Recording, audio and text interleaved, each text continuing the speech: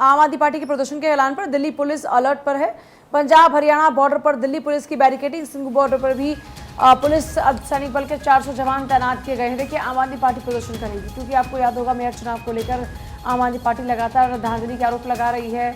आरोप लगा रही है कि डॉक्यूमेंट के साथ में छेड़छाड़ की गई। चंडीगढ़ मेयर चुनाव के नतीजों का विरोध लगातार जारी है और इस बीच आम आदमी पार्टी प्रदर्शन का ऐलान कर रही है और ऐलान के साथ ही दिल्ली पुलिस भी अलर्ट मोड पर है। पंजाब हरियाणा बॉर्डर पर बैरिकेडिंग हो चुकी है। पुलिस अर्धसैनिक बल के 400 जवानों की तैनाती हो चुकी है। तो आम आदमी पार्टी कार्यकर्ता सड़क पर उतरते हुए नजर आएंगे। नतीजे जो आए मेयर चुनाव के, उसी को लेकर विरोध रहा दरअसल। और हुआ ये कि मेयर चुनाव में एक तरफ गठबंधन यानी कांग्रेस और आम आदमी पार्टी दोनों के जो लोग हैं मिलकर चुनाव लड़ रहे थे। लड़ने के बाद में वहाँ पर ये हुआ कि जो कई मत थे वो रद्द हो गए और उसके बाद में जो मेयर चुनाव का नतीजा था वो बीजेपी के हक में रहा और बीजेपी के ही जो प्रत्याशी थे उनकी जीत हुई। जिसके बाद आम आदमी पार्टी ने मोर्चा खोल दिया। पंजाब हरियाणा बॉर्डर पर अब सख्ती बढ़ा दी गई है। पुलिस अर्धसैनिक बल के 400 जवान तैनात कर दिए गए हैं।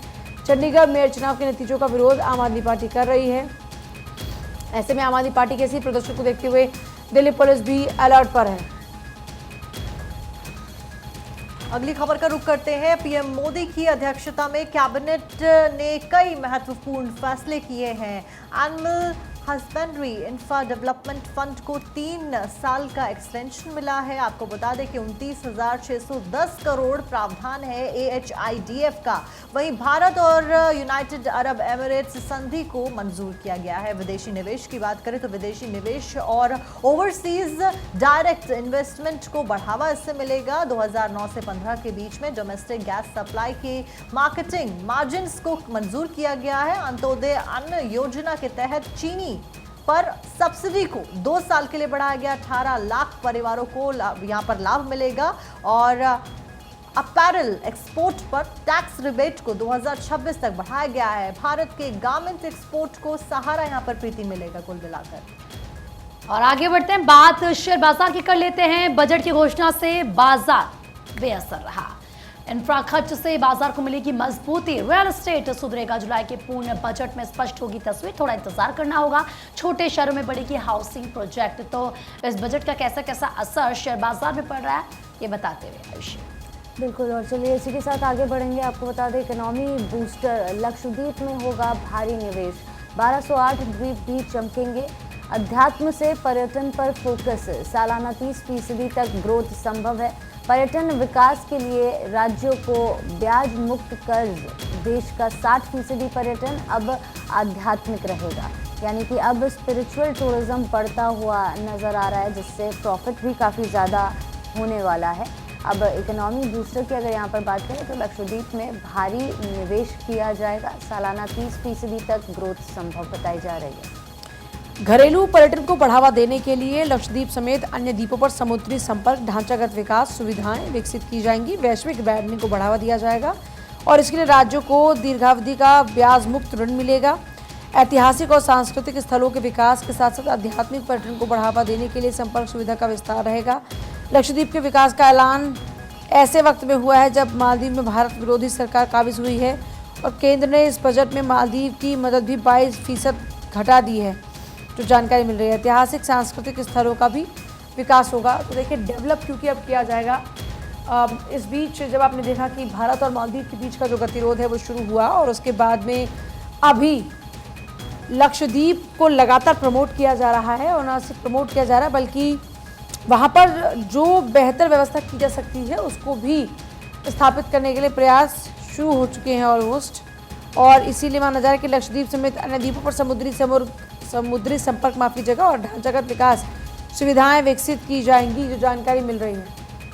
बिल्कुल, और इसी के चलते 2,449 करोड़ रुपए पर्यटन मंत्रालय को आवंटित भी किए गए हैं। पर्यटन को बढ़ावा देने के लिए सरकार लगातार प्रयास करे। इस बीच गोवा से खबर, गोवा के स्कूलों पर साइबर अटैक की जानकारी मिली है। स्कूलों के ईमेल आईडी हैक कर लिए गए और इस बीच डोनेशन मांगा गया। कैंसर पीड़ित लड़कियों के लिए डोनेशन मांगा गया। स्कूलों ने हैकर्स के खिलाफ में फिलहाल मामला दर्ज करा दिया, शिकायत दर्ज करा दी, लेकिन मामला बेहद गंभीर, क्योंकि इससे पहले भी लगातार साइबर फ्रॉड, साइबर अटैक्स जैसे कई सारी शिकायतें सामने आई हैं। और इस बीच गोवा से ये नया मामला सामने आया है, जहां पर स्कूलों पर साइबर अटैक को किया गया। स्कूलों के ईमेल आईडी को हैक करके डोनेशन मांगी गई। कैंसर पीड़ित जो लड़कियां हैं उनके लिए यहाँ पर डोनेशन मांगी गई। और चलिए आगे बढ़ते हैं।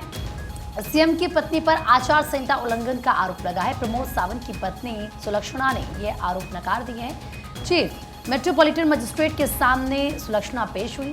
कर्नाटक विधानसभा चुनाव के दौरान का पूरा मामला, जब कांग्रेस प्रत्याशी अंजलि निंबालकर ने ये गंभीर आरोप लगाए थे और ऐसे में गोवा बीजेपी की महिला विंग की अध्यक्ष रही हैं सुलक्षणा। हालांकि उन्होंने इन आरोपों से इनकार कर दिया है। चलिए अब आगे बढ़ते हैं। आपको बता दें, डिजिटल पेमेंट और वॉलेट सर्विस प्रोवाइडर पेटीएम को झटका लगा है। स्टॉक मार्केट में पेरेंट कंपनी 197 कम्युनिकेशन लिमिटेड के शेयर 20% गिरे हैं। लोअर सर्किट लगने से पहले 608.80 रुपये तक गिरा पेटीएम का स्टॉक। बुधवार को आरबीआई ने पेटीएम पर लगाए थे कुछ व्यापारिक प्रतिबंध और अब ऐसे में ये एक बड़ा झटका पेटीएम के लिए, क्योंकि पेरेंट कंपनी के यहाँ पर देखिए भाव गिरते हुए नज़र आ रहे हैं। 608.80 आरबीआई ने पेटीएम पर लगाए थे व्यापारिक प्रतिबंध। डिजिटल पेमेंट और वॉलेट सर्विस प्रोवाइडर पेटीएम के लिए ये बड़ा झटका। और एक गोवा पुलिस के लिए अच्छी खबर है, 473 सिपाही मिलेंगे। दिल्ली पुलिस अकेडमी में पूरी हुई ट्रेनिंग। दिल्ली डीजीपी जसपाल सिंह ने पुरस्कार बांटे। डीजीपी ने गोवा की समस्याओं का जिक्र भी इस मौके पर किया। देखिए, गोवा में अब 473 सिपाही मिलेंगे, उनकी ट्रेनिंग पूरी हो चुकी है। डीजीपी ने गोवा की समस्याओं का जिक्र भी इस मौके पर किया। दिल्ली पुलिस अकेडमी में उनकी जो ट्रेनिंग है वो पूरी हो चुकी है और गोवा पुलिस को 473 नए सिपाही मिलेंगे। दिल्ली डीजीपी जसपाल सिंह ने पुरस्कार भी बांटे। डीजीपी ने गोवा की समस्याओं का जिक्र भी किया। इस बीच आगे बढ़ते हुए अगली खबर आपको बता दें, प्रियंका चोपड़ा से जुड़ी हुई ये खबर। प्रियंका चोपड़ा ने अपना 166 करोड़ रुपए का घर दरअसल छोड़ दिया है। प्रियंका ने लॉस एंजलिस का अपना ये बंगला छोड़ दिया। 166 करोड़ रुपए इसकी कीमत बताई जा रही है। घर में सीलन आने के बाद में ये बड़ा कदम उनके द्वारा उठाया गया। पाइप लीकेज की वजह से काफी सीलन आ रही थी, दिक्कतों का सामना करना पड़ रहा था। इस वजह से उन्होंने अपना 166 करोड़ रुपए का बंगला छोड़ दिया लॉस एंजलिस में। प्रियंका ने प्रॉपर्टी डीलर पर केस भी दर्ज कराया गया है। प्रियंका अपने पति निक के साथ में वहां रहती थी और प्रियंका और निक ने 2019 में इस बंगलों को खरीदा था, जिसकी कीमत 166 करोड़ रुपए थी। सीलन की वजह से फिलहाल घर उन्होंने छोड़ा है और मामला भी प्रॉपर्टी डीलर के खिलाफ में दर्ज कराया है। आगे बढ़ते हैं। बजट विशेष 3 बदलाव हुए हैं। पर्यटन, रक्षा और टैक्स। 7 लाख से ज्यादा विदेश भेजने पर 5% टीसीएस लगेगा। विदेश यात्रा के खर्च की जानकारी आईटी रिटर्न में दिखेगी। इसके अलावा मालदीव के लिए बजट 66% घटा है। मालदीव को बड़ा झटका लगा है। अब 600 करोड़ देंगे। तंबाकू, पान मसाला की मशीन की जानकारी भी देनी होगी। तो देखिए किस तरीके से ये बजट की खास बातें जो शायद आपको कहीं नहीं मिलेगी, भारत 24 ने आपको बताया। और चलिए अब बात कर लेते हैं सैन्य बजट की। 6,24,000 करोड़। 2023 से 3.4% बढ़ा सैन्य बजट। अब तैयार होगी भविष्य के युद्ध की फौज। वायु नौसेना के लिए 73,000 करोड़ की विमान खरीद। तो वहीं आपको बता दें थल सेना को मिलेंगे 62,000 करोड़। देखिए, सैन्य बजट की बात करें तो 6,24,000 करोड़ रुपए 2023 में 3.4% बढ़ा है सैन्य बजट। अब तैयार होगी भविष्य के युद्ध की फौज। देखिए, लगातार डिफेंस पर पूरा फोकस किया जा रहा है और यही एक बड़ी वजह है कि इसमें इजाफा भी किया गया बजट में। इससे पहले भी जो इजाफे हैं वो हुए, इस बार फिर से ये इजाफा किया गया है और 6,24,000 करोड़ का सैन्य बजट। अब तैयारी होगी एक और मजबूत फौज की। देखिए, हमारी फौज मजबूत है और इसमें और इजाफा किया जा रहा है। थल सेना को 62,000 करोड़ रुपए इसमें मिलेंगे। 2023 से 3.4% का इजाफा सैन्य बजट में किया गया है और इसीलिए कहा जा रहा है कि जो युद्ध की फौज है, जो युद्ध की सेना है, वो तैयार होगी। क्योंकि देखिए, इस वक्त जो हालात आप देख रहे हैं, चीन का उधर से देखिए जो प्रयास लगातार चल रहा है, ऐसे में पाकिस्तान है जो अपनी नापाक हरकतों से बाज नहीं आ रहा है।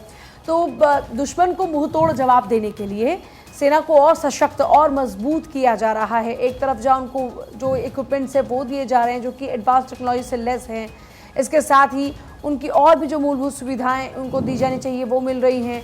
जो उनकी और ज़रूरतें हैं उनका भी ख्याल रखा जा रहा है। तो चलिए आगे बढ़ रहे हैं और बात चालू वित्त वर्ष की, चालू वित्त वर्ष में 4,13,000 करोड़ रुपए खर्च हुए हैं। 10 साल में फूड सब्सिडी 12% की बढ़ी है और पेट्रोलियम की सब्सिडी 32% घटी है। फूड 36.1%, फर्टिलाइजर पर 26.4% सब्सिडी, पेट्रोलियम पर 33.5% सब्सिडी और ये कुल सब्सिडी का 96% हिस्सा था।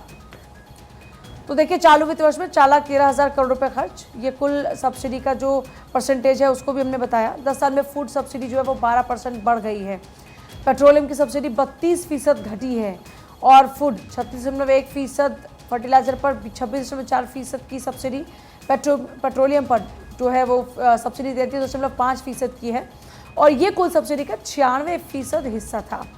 तो देखिए एक तरह से सरकार का ये जोर भी है कि सब्सिडी से, क्योंकि आमतौर पर होता है कि आम जन को राहत तो मिलती है, तो सरकार की कोशिश ये होती है कि जहाँ पर आम जन को राहत की अपेक्षा है वहाँ पर वो राहत दी जाए। और देखिए चाहे वो पेट्रोलियम की बात हो, यहाँ पर आप जानते हैं कि कितनी ज़्यादा महंगाई है, ऐसे में अब ये सब्सिडी लोग अपेक्षित करते हैं कि उनको ये सब्सिडी मिले।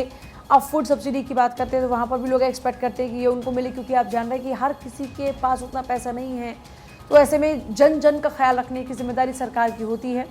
तो ऐसे में 4,13,000 करोड़ का खर्च चालू वित्त वर्ष में। अंतरिम बजट में 1 करोड़ टैक्स पेयर्स को बड़ी राहत। 2009 से 2010 तक की 25,000 रुपये तक की टैक्स डिमांड के मामले होंगे खत्म। तो वहीं 2010 से 11 और 2014 से 15 तक की 10,000 रुपये तक की टैक्स डिमांड भी समाप्त होगी। इससे 1 करोड़ टैक्स पेयर्स के रुके रिफंड मिलने की राह खुल जाएगी। और देखिए आगे बढ़ रहे हैं, बात होगी केरल की। महिला जज को जान से मारने की धमकी, 15 PFI मेंबर्स को मौत की सजा देने वाली जज वीजी श्रीदेवी को धमकी मिली है, जान से मारने की धमकी मिली है। सोशल मीडिया पर धमकी देने वाले 4 लोगों को गिरफ्तार भी किया गया। जस्टिस श्रीदेवी ने 2021 में बीजेपी नेता रणजीत श्रीनिवासन की हत्या के मामले में ये सजा सुनाई थी, जिसमें देखिए उन्होंने सजा सुनाई, तो यहाँ पर उन्हें जान से मारने की धमकी दी जा रही है।